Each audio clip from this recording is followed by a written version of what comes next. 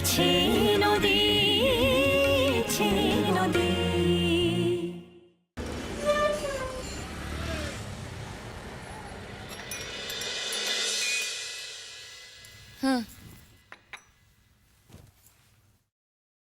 মা, মিষ্টি কোথায় গো?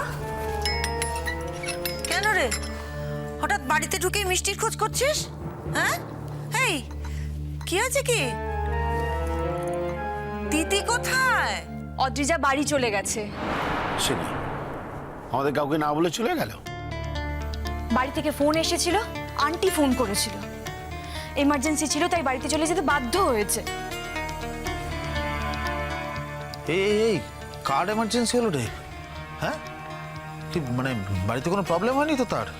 দেখ দাদা ভাই, যাদের বাড়িতে মিষ্টির মতন একটা ইনহিউম্যান মেয়ে থাকে না, তাদের বাড়ির লোকেরা কোনোদিনও ভালো থাকতে পারে না।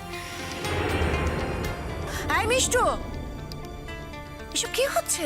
হ্যাঁ, কি বলছিস তুই এসব?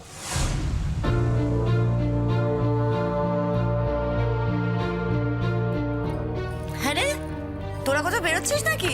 হ্যাঁ মা, মেঘলাকে নিয়ে একটু বেরোচ্ছি। আসলে অনেকদিন বাদে একটু সময় পেলাম তো, চিন্তা করো না, তাড়াতাড়ি ফিরে আসবো। হ্যাঁ, যাও যাও, ভালো করে আনন্দ করে ভাইদার সাথে ঘুরতে চাও। এদিকে যে একটা লোক মরে যাচ্ছে তাতে তোমার কিচ্ছু যায় আসে না।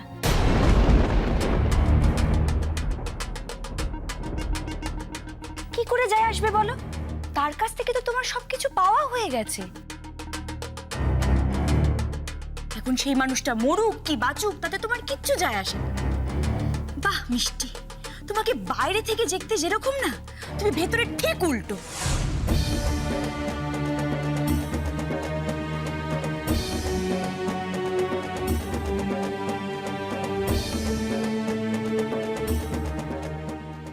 মিষ্টু, তুমি কাকে কি বলছো জানো? হ্যাঁ জানি, তোর বউকে বলছি ভাইদা। সেদিন যখন আঙ্কেলকে এ বাড়ি থেকে অপমান করে তাড়িয়ে দিল, তারপরে একবারও আঙ্কেলের খবর নিয়েছে মানুষটা কেমন আছে?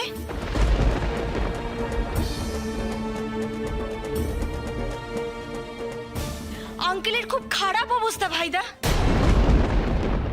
আঙ্কেলকে হসপিটালে অ্যাডমিট করতে হয়েছে।